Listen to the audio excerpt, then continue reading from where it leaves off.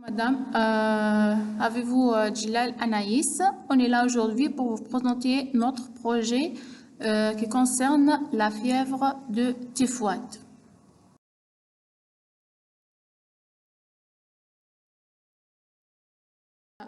Comment voir l'introduction? Tout d'abord, la fièvre typhoïde est une infection bactérienne grave causée par la bactérie Salmonella typhi. Cette maladie contagieuse se propage généralement par l'ingestion d'eau ou d'aliments contaminés.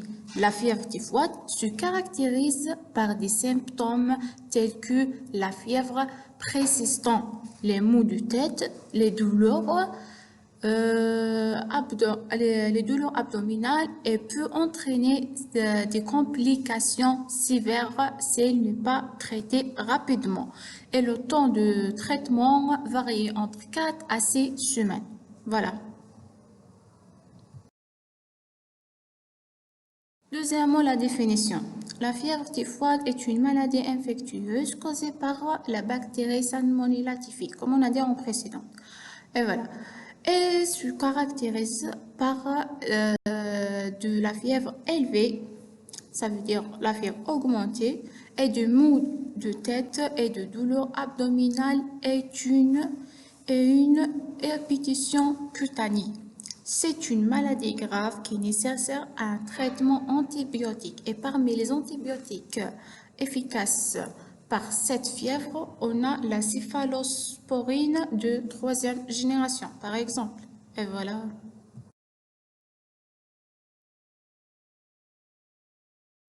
Concernant les symptômes de la fièvre typhoïde, comparons généralement une fièvre élevée, des maux de tête et de douleurs abdominales, comme on a dit en précédent. Et c'est une perte d'appétit, ça veut dire couper l'appétit, et parfois des éruptions curanées.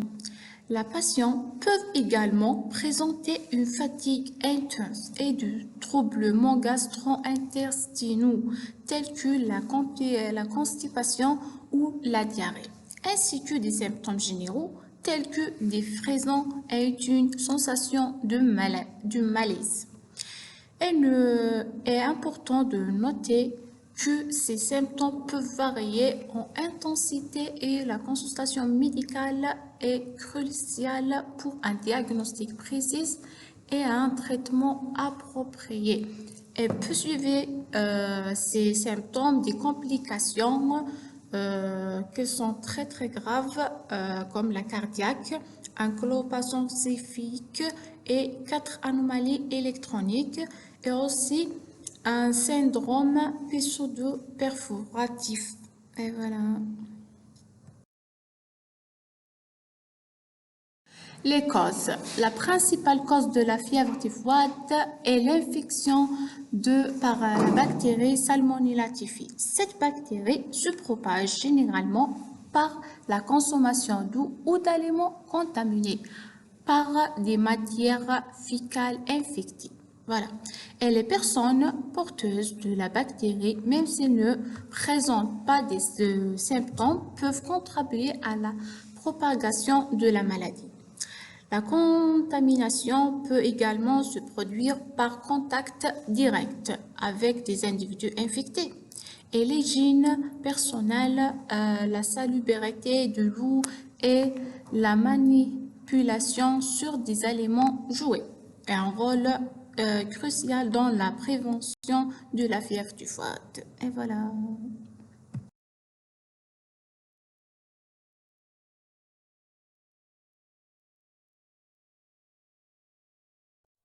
Avez-vous Bougna Fatima Zohra? On a commencé par la physiopathologie. On a la bactériémie, un point de départ lymphatique et l'épuration de l'indutoxine. On a la typhus, la dissociation du pull et de la température, la myocardite, les hémorragies digestives, localisation musculaire supérieure. Cette image représentait un diagramme de la physiopathologie de la fièvre typhoïde.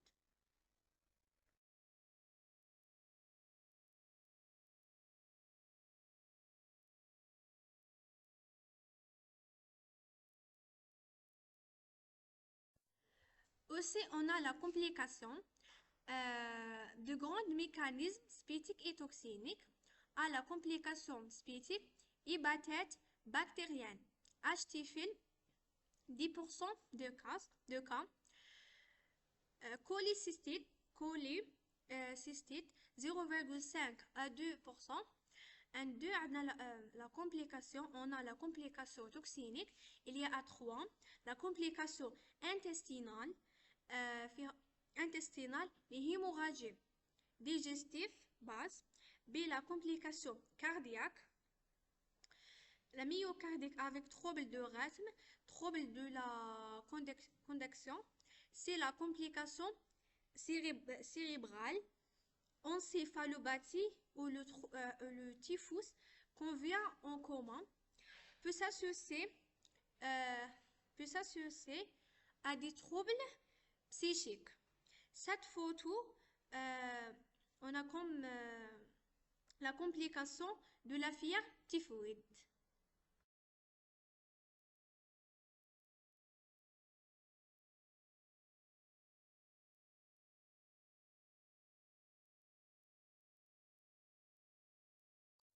Avec vous, Amoura Yasmine, je vous présente le traitement de la fièvre typhoïde.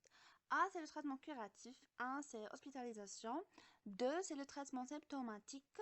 3, traitement étiologique, antibiothérapie. On a le cotrimoxazole, 40 à 50 mg par kg par jour. Amoxicilline, 50 mg par kg par jour. Phénicolé, thiamphénicol, 60 à 70 mg par kg par jour. 4, c'est le traitement adjuvant. On a les corticoïdes, typhus, myocardie et thrombopénie.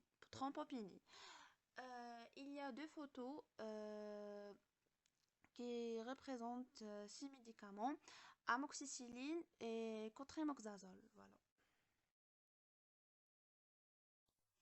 B, c'est le traitement prophylactique. Alors, on a déclaration obligatoire, mesures d'hygiène individuelle et générale. On a le traitement de l'eau potable par l'eau de javel, lavage des fruits et légumes, lavage des mains et vaccination.